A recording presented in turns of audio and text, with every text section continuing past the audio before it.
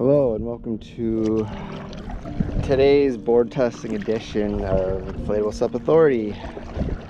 I'm Derek and today we are testing the Gili Meno 12'6 touring board paired with Gili's carbon paddle. So this is a full carbon 3-piece paddle, and so I'll let you know how this board handles, and we'll use some references from other touring boards to see exactly how it does in some of our tests. So stay tuned. Okay, so now, as you can see, there's geese on either side here. We are going to try to stand this board. Now, once again, me and my brilliant timing,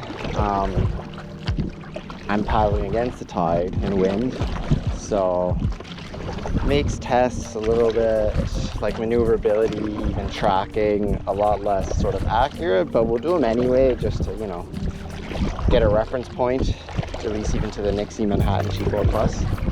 So anyway, without further ado, let's stand.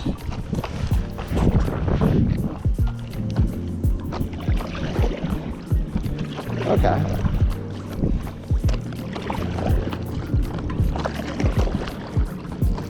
The board feels pretty stable, I must say.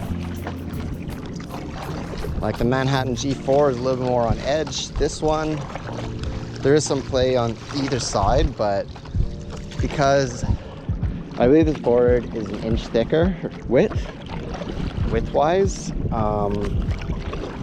yeah, it feels pretty stable. So my first impressions, what I can gather from that is, if you're going from all around, you want to get into a touring board, maybe your balance isn't the best, or maybe you're a bigger dude or gal, this is a pretty good board. Also, using this carbon hybrid, or this full carbon paddle is super nice, not gonna lie.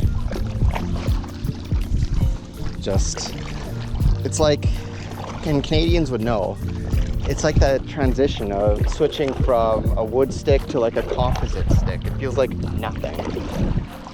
So essentially, exact same feeling. Means I can do more paddles without getting so tired. Okay, now we're gonna do a tracking test. I think the marker will be the boat that's in the hangar over there. So we'll see how many strokes aside we can do here. So let's even her out a little bit. Okay, now 1, 2, 3, 4, 5, 6, 7. Okay, so about 7 strokes that side. Let's try that. Let's even her out now and go to the other side. Just let it go. Okay. 2, 4, 5, 6, 7. So 7 strokes aside, with the touring fin setup of this board, which is a pretty good result. The Nixie Manhattan G4 Plus, I believe against the tide it did like 5 strokes aside, but it had the dolphin fin, and in calmer waters, whenever we installed a touring fin on it, it did 7. So touring fins being equal, yeah, they're about the same amount of strokes per side. I do feel a little bit more stable on the Gili Meno 12'6 though, just because of that little bit extra width.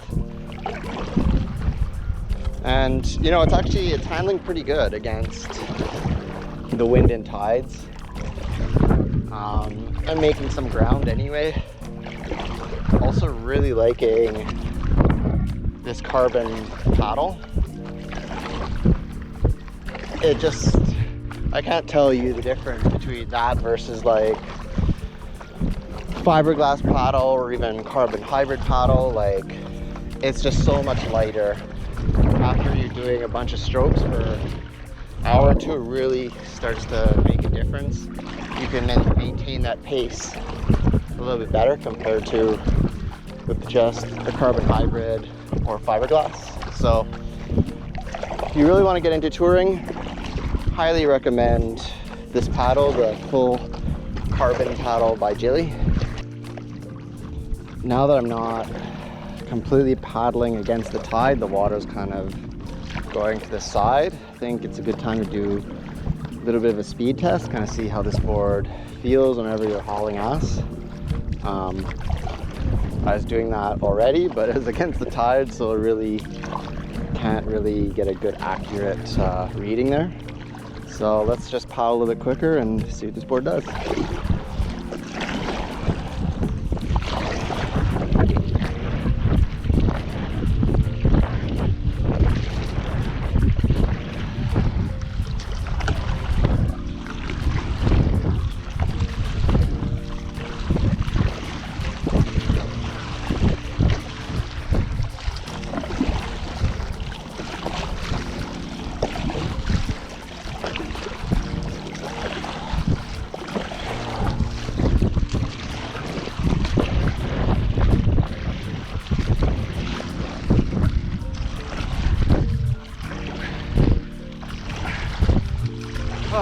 Okay, woo! This board can definitely move. How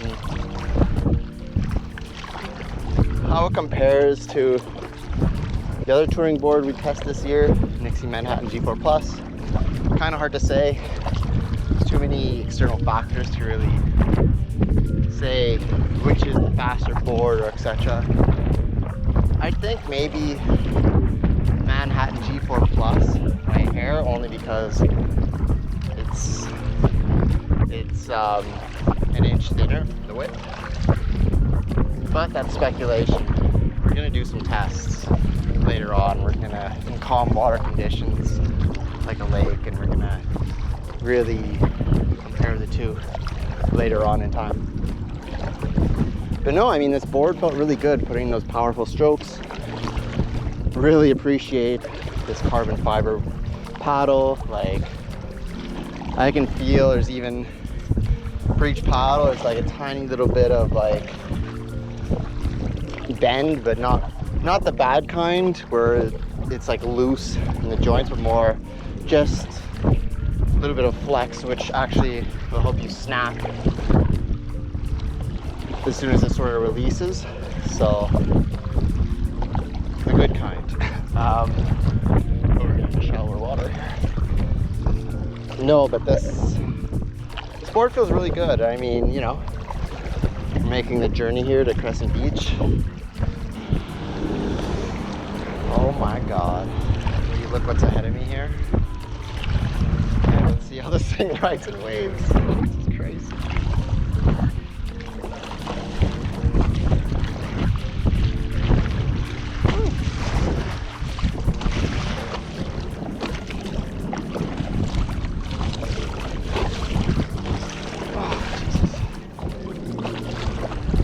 Well, this board rode it pretty admirably. Didn't fall over, so that's a plus. Here's just a little demonstration of what paddling against the wind, the tides kind of entails. We're barely moving.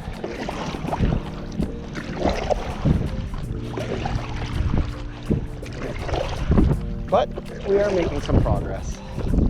And honestly, I don't think I'd be making as much progress if I was on an all-around board. So props to Gili for making a board that allows me to battle this wind and tide. Soon though, we're gonna get a bit of a break and we're gonna have the wind and tide to our backs. And it'll be a super nice little cruise, which I'll demonstrate as soon as I straighten myself out here. Another demonstration of the tide at work. Just floating along.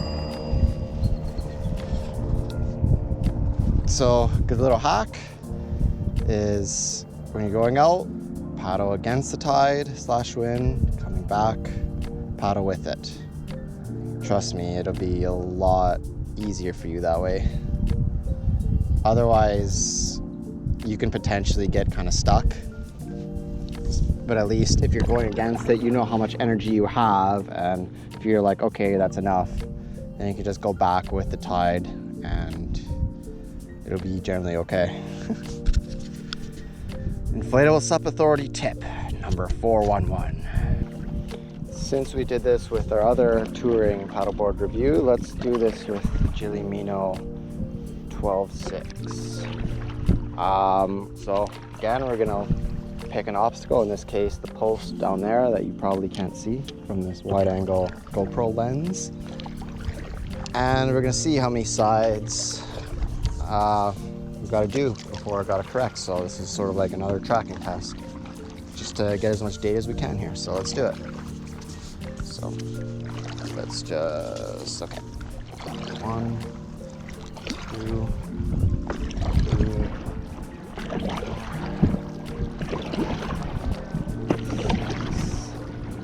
7, 8, 9,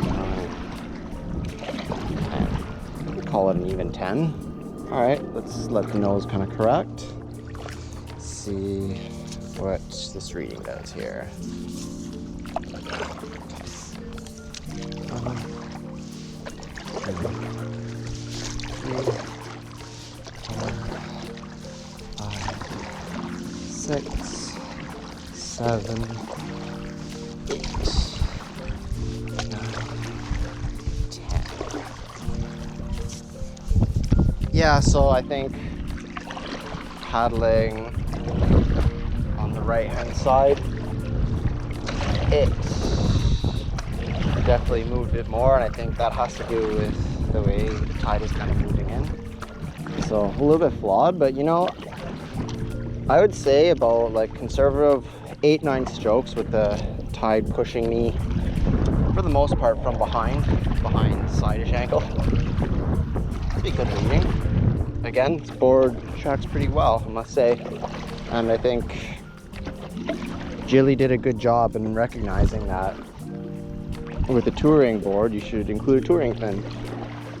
I also like that they included 2 other fins, which is a speed fin and a little river fin for shallow waters like that. Like you're going into that little cove, that's where you could put the little river fin on.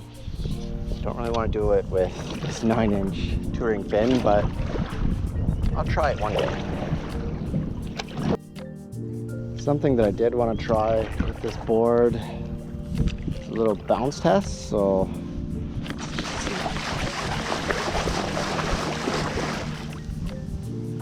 that's pretty rigid. I'd say just about where Manhattan G4 Plus is.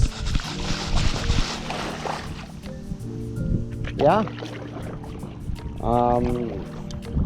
Clearly the SUP is made of pretty good materials. I mean, whenever I was doing this with the Gili Air, I could definitely feel a lot more bend because the single layer PVC. Dual layer fusion.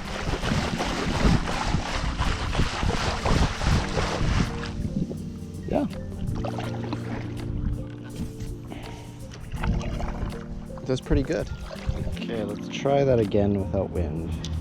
So, side pals do 360. 1, 2, 3, 4, 5, 6, 7, 8, 9, 10, 11, 12, 13, 14, 15, 16.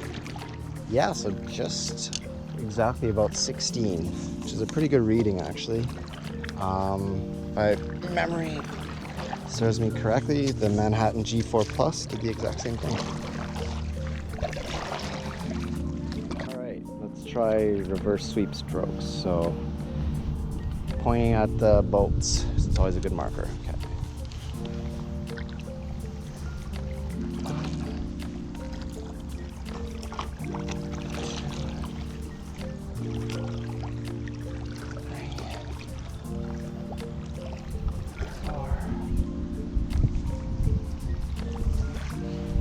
so about 5 sweep strokes, which is actually pretty good. Good reading for a 12-foot 6-inch board, considering the Gili Adventure 12 and the Gili Air 11'6 did about 4 to 4.5. Pretty good reading, and this is a narrower board. So yeah. So what are my final on-water impressions of the Gili Meno 12'6? I think it's a really good board. Solid, stable touring board, I'd say. Tackled a lot of the challenges today admirably. It's a great board for those who want to make the switch from all around to touring, but they don't want to lose too much stability. Like, this board actually feels like it has a very similar amount of stability as some all-around boards I've tried. And the board tracks well, which is pretty good.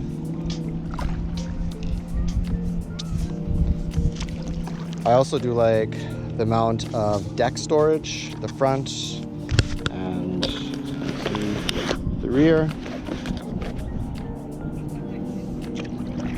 And I do like these little handles as well. They're actually really handy whenever you have some cargo in the front and you want to carry the board. But yeah, overall this is a great board, especially for, I'd say, taller, larger paddlers, but can be used by smaller paddlers by any means as well. 31-inch width shouldn't get in the way of the frame too much. So yeah, overall, highly recommend this board. You hear that? They're cheering for me. All right, ciao.